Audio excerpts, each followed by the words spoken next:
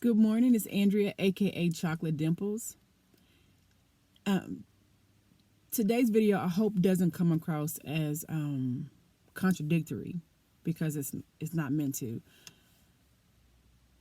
I continue to find the roots to a lot of issues in my life through these videos, through meditation, etc.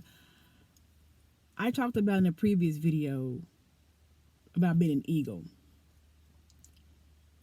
and I realized that being accepting that I was an eagle was easier than accepting the fact that it also meant that I was supposed to fly. If I'm being totally transparent, I would say that I have been terrified of success. Terrified. It's only been a few times in my life that I really pushed myself, spread my wings, and soared. The ascending was so much more scarier than the descending.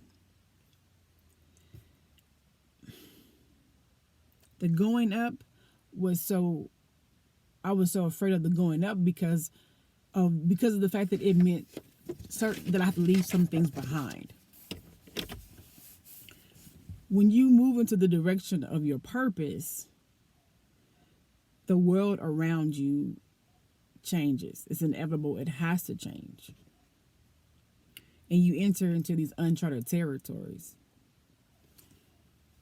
And to be honest, what bothered me the most about these inevitable changes was the changes that had to happen in relationships.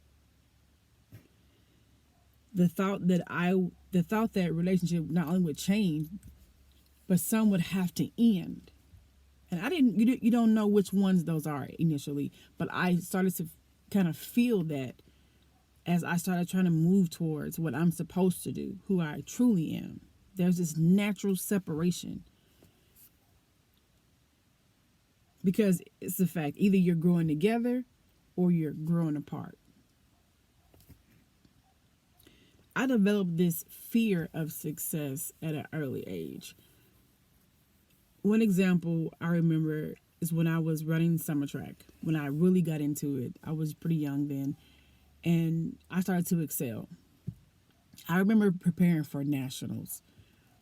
I had made it in 4 events, 2 relays and 2 open events, if I'm not mistaken. I think that was what it was. I know it was 2 relays and at least 1 event, but I think it was 2 events. Doesn't matter. But I remember fundraising, doing everything we're supposed to do to prepare for nationals. And we had our money, everything was ready. We go to the coaches to, find out where we're going to be staying and get, preparing, give our money and everything. And they told my grandmother, we forgot to book you guys a room. I'm like, they forgot to book us a room. That was crazy. I know for a fact at least 3 of the girls that were going to nationals would not have been to nationals had I not ran the relay. Because in one of those relays, I pulled a race of my life, my young life, getting us to qualify because we were almost in dead last, and I had to bring us into 3rd.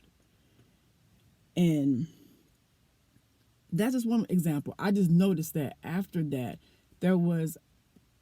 I never quite was accepted in the group. I qualified for nationals every year after that, never getting less than 3rd in nationals. And there was this natural pull.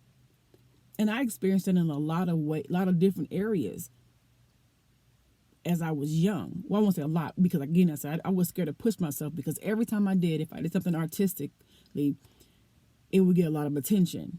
And there was this natural resentment and jealousy amongst my peers, and it was strange. I didn't understand that.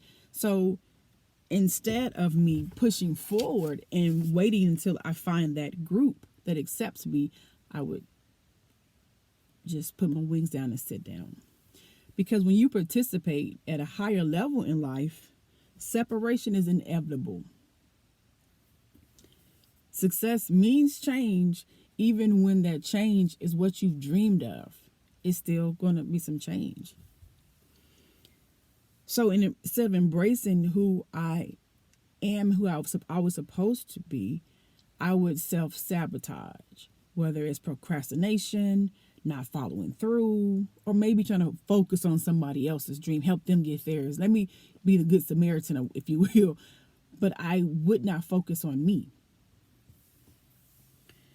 And so instead of that, I returned to my comfort zone of mediocrity. Finding the courage to even do this YouTube channel and was big for me. It's not representing success necessarily, but it's representing me being determined to be who I am supposed to be, to step out of the shadows of my own life. You know, I'm now pursuing my entrepreneurial dreams. Thank God for Kezia Williams of the Black Upstart. And I'm releasing a children's book this year that should have been out already. But again, that self-sabotage slowed things down. But now I'm back on track. I still wake up every day with a little anxiety about success, and self-sabotage tries to rear its big head. But now I remind myself that it's my God-given duty to become who I'm supposed to be, to reach the heights that were written for me in the stars. Because I'm like, now, what could possibly be worse than not living the dreams that God dreamt for me? I don't think there's anything worse. I hope that helps someone. It helped me. So be blessed this weekend. Have a great weekend. Peace and blessings.